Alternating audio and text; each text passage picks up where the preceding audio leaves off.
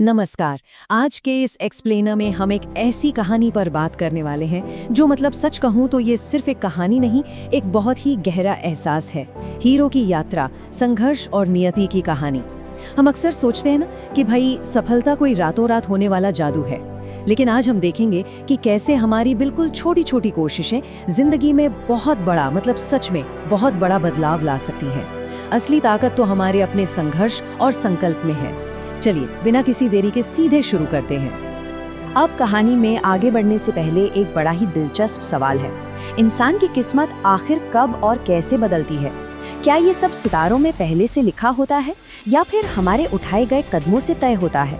इस सवाल को थोड़ा अपने दिमाग में रखिएगा, क्योंकि आज का हमारा ये पूरा विश्लेषण इसी एक पहेली को सुलझाने के बारे में है। हम एक ऐसे इंसान की यात्रा देखने वाले हैं जिसने अपनी किस्मत की लकीरों को खुद बदलने की ठान ली थी। भाग 1, संघर्ष और बड़े सपने। तो चलिए मिलते हैं इस कहानी के हीरो से। इसका नाम है सुरेश। सुरेश एक ऐसा नौजवान है जो सच में भयंकर गरीबी का सामना कर रहा है। उसकी माँ की हालत देखकर किसी का भी दिल पसीज जाए। बेचारी सुबह से शाम तक दूसरों के घरों में काम करती है, बस इसलिए कि किसी तरह 2 वक्त के रोटी का जुगाड़ हो सके। और कई बार तो ऐसा भी होता है कि माँ खुद भूखे पेट सो जाती है ताकि सुरेश को खाना मिल सके। सुरेश की आंखों में हमेशा से कुछ बड़ा करने का सपना रहा है, लेकिन आसपास का जो माहौल है ना, वो बस उसे नीचे खींचने में लगा रहता है। अब देखिए, एक तरफ तो समाज की वो कुचल देने वाली नकारात्मकता है। गांव वाले रोज सुरेश को ताने मारते हैं कि भाई गरीब का बेटा तो गरीब ही रहेगा, तुझे बड़े सपने देखने का कोई हक नहीं है। सच में ऐसी बातें किसी को भी अंदर से तोड़ सकती हैं। लेकिन दूसरी तरफ सुरेश का खुद से किया गया एक बेहद पक्का वादा था। हर रात जब वो अपनी माँ को ऐसे तकलीफ में देखता ना, तो उसके सीने में एक आग सी जलती थी। उसने ठान लिया था कि एक दिन वो अपनी माँ की यह हालत पूरी तरह से बदल कर रख देगा। और कमाल की बात यह है कि बाहर का कोई भी शोर उसके अंदर की इस प्रतिज्ञा को डिगा नहीं पाया। भाग 2, एक नई उम्मीद। कहते हैं ना, जब इंसान का इरादा पक्का हो तो रास्ते खुद ब खुद खुलने लगते हैं। तो चलिए देखते हैं कि इस कहानी में नया मोड़ कैसे आता है। एक दिन रोज की तरह जंगल में लकड़ियां काटते हुए सुरेश को अचानक कुछ ऐसा मिला जो उसकी जिंदगी को पूरी तरह पलटने वाला था। वो वाकया बड़ा ही दिलचस्प था। हुआ ये कि सुरेश जंगल में लकड़ियां काट रहा था, तभी अचानक उसकी कुल्हाड़ी किसी बहुत ही ठोस चीज से टकराती है। खट से एक तेज आवाज आती है। वो थोड़ा हैरान होता है, उत्सुकता में मिट्टी हटाता है तो उसे क्या दिखता है? एक बहुत ही पुराना मिट्टी का घड़ा। और ये कोई ऐसा वैसा घड़ा नहीं था, इस पर अजीब से निशान बने हुए थे और अंदर चमचमाते हुए धातु के टुकड़े और कुछ चित्र रखे थे। ये देखकर सुरेश पूरी तरह चकरा गया कि भाई आखिर ये चीज है क्या? अब इस रहस्य को डिकोड करने के लिए वो सीधा गांव के सबसे बुजुर्ग और समझदार इंसान रामलाल जी के पास गया।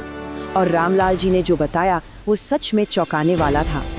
उन्होंने कहा कि ये कोई मामूली धातु के टुकड़े नहीं हैं, ये तो एक बहुत ही प्राचीन राजघराने के खजाने का नक्शा है। लेकिन इसमें एक बहुत बड़ा पेच था। ये नक्शा सीधा सीधा नहीं था, ये पूरी तरह पहेलियों से भरा हुआ था, जिसे सुलझाने के लिए बेइंतहा हिम्मत की जरूरत थी। मतलब जंगल में मिली एक मामूली सी चीज अचानक एक बहुत बड़े और खतरनाक रोमांच का बुलावा बन गई। उस नक्शे से जो रास्ता निकल कर आया ना, वो वाकई डराने वाला था। खजाने तक पहुंचने के लिए सुरेश को 3 बहुत ही खतरनाक पड़ावों से गुजरना था। सबसे पहले जंगल का वो हिस्सा जो सबसे पुराना, घना और खतरों से भरा था। दूसरा पड़ाव एक रहस्यमयी प्राचीन गुफा, और सबसे आखिर में एक भयंकर उफनती हुई नदी। तो ये सिर्फ एक ट्रेजर हंट का नक्शा नहीं था, ये उन शारीरिक और मानसिक परीक्षाओं की एक पूरी टाइमलाइन थी जो सुरेश के इरादों की कड़ी परीक्षा लेने वाली थी। भाग 3, खाली संदूक का रहस्य। बिना एक पल गवाए सुरेश ने अपना सफर शुरू कर दिया। अब जंगल के कटीले रास्तों पर चलते चलते उसकी चप्पलें पूरी तरह टूट चुकी थीं।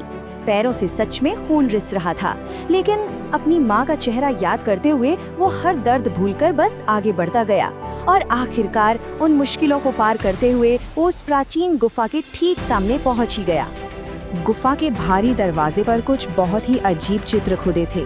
एक राजा, कुछ सैनिक और एक खजाने का संदूक। पर असल चीज थी वहाँ लिखी एक रहस्यमयी पहेली। पहेली थी, वो कौन सा कदम है जो खजाने का रास्ता खोलता है? सुरेश ने कुछ पल गहरी सांस ली और सोचा। उसे तुरंत समझ आ गया कि यहाँ किसी लोहे की चाबी की बात नहीं हो रही है।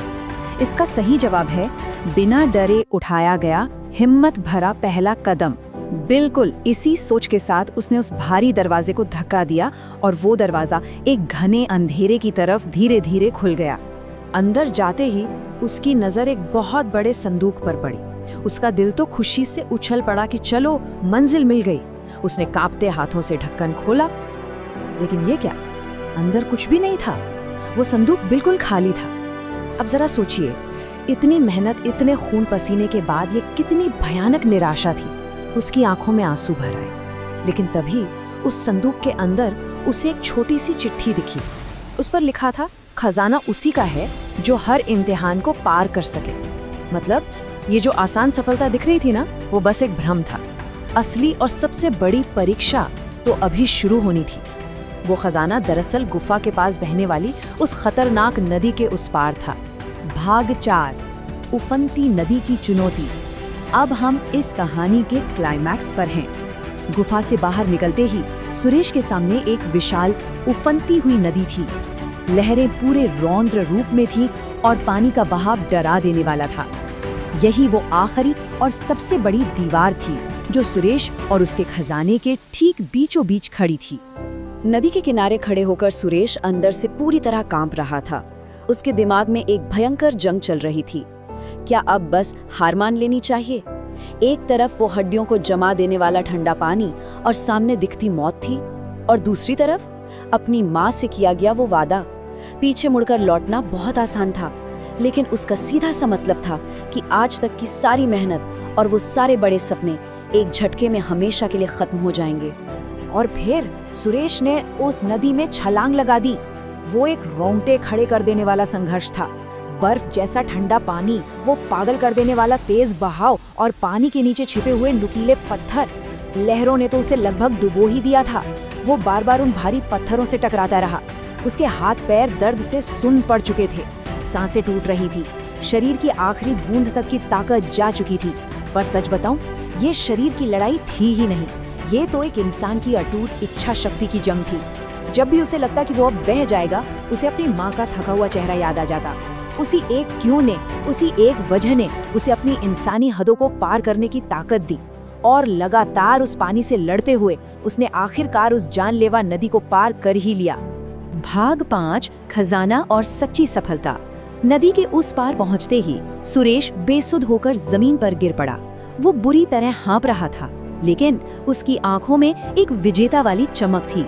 जब उसने थोड़ा संभल कर आसपास देखा तो उसे घनी झाड़ियों के ठीक बीच एक और बड़ा संदूक दिखा। हाँ, ये वही असली खजाने का संदूक था जिसके लिए ये पूरी जंग लड़ी गई थी। और जब उसने ढक्कन हटाया तो वो संदूक सोने, चांदी और कीमती रत्नों से जगमगा रहा था। लेकिन उन सब चमकती चीजों के बीच एक और चिट्ठी रखी थी, और उस चिट्ठी का संदेश बहुत ही गहरा था। उसमें लिखा था, ये खजाना केवल धन नहीं बल्कि तुम्हारे साहस, मेहनत और विश्वास का इनाम है। इसे अपनी जिंदगी बदलने और दूसरों की मदद करने के लिए इस्तेमाल करो। ये संदेश बिल्कुल साफ कर देता है कि भाई, सच्ची सफलता सिर्फ अपने स्वार्थ के लिए नहीं होती। ये तो एक ऐसा टूल है, एक ऐसा साधन है जिससे हम अपने आसपास की पूरी दुनिया को एक बेहतर जगह बना सकते हैं। और सुरेश ने बिल्कुल वैसा ही किया। उसने इस खजाने को सिर्फ अपने तक नहीं रखा। सबसे पहले उसने अपनी माँ के लिए एक पक्का और अच्छा घर बनवाया, ताकि उन्हें जिंदगी में फिर कभी किसी के घर काम न करना पड़े। उसके बाद उसने उस गांव की तरफ मुड़कर देखा जिसने कभी उस पर भरोसा नहीं किया था। उसने गांव में एक शानदार स्कूल बनवाया ताकि कोई भी बच्चा अनपढ़ न रहे। नए कुएं खुदवाए, पक्की सड़कें बनवाईं। उसने अपनी इस अपार सफलता का इस्तेमाल पूरे समुदाय को ऊपर उठाने के लिए किया। इस एक बदलाव ने ना पूरे समाज की सोच को जड़ से पलट दिया। जो गांव वाले पहले ताने मारते थे कि गरीब का बेटा तो गरीब ही रहेगा, आज वही लोग गर्व से कह रहे थे कि भाई, मेहनत और हिम्मत हो तो किस्मत को भी बदला जा सकता है। सुरेश ने ये साबित कर दिया कि हमारे हालात या लोग हमारे बारे में क्या कहते हैं, वो हमारी कहानी का अंत बिल्कुल नहीं है। अगर हम ठान लें तो हमारा साहस हमारे माथे पर लिखी किसी भी लकीर को मिटाकर एक नई कहानी लिख सकता है। तो आज के इस एक्सप्लेनर के अंत में हम वापस उसी पहले सवाल पर आते हैं। सुरेश की ये शानदार कहानी हमें क्या सिखाती है? यही ना कि रास्ते की रुकावटें दरअसल सफलता की सीढ़ियां होती हैं। ये सिर्फ खजाना ढूंढने की कहानी नहीं थी, ये खुद पर अटूट विश्वास करने की कहानी थी। जाते जाते एक आखिरी सवाल हम सबके लिए है, क्या हम भी अपनी जिंदगी की उस उफनती नदी का सामना करने के लिए तैयार हैं? क्या हम अपने सपनों की तरफ वो पहला हिम्मत भरा कदम उठाने को तैयार हैं? जवाब कहीं और नहीं, हमारे अपने अंदर है। इस विश्लेषण में साथ बने रहने के लिए बहुत बहुत शुक्रिया। उम्मीद है कि ये कहानी हमें अपनी मंजिलों की तरफ बिना डरे बढ़ने की हमेशा प्रेरणा देती रहेगी।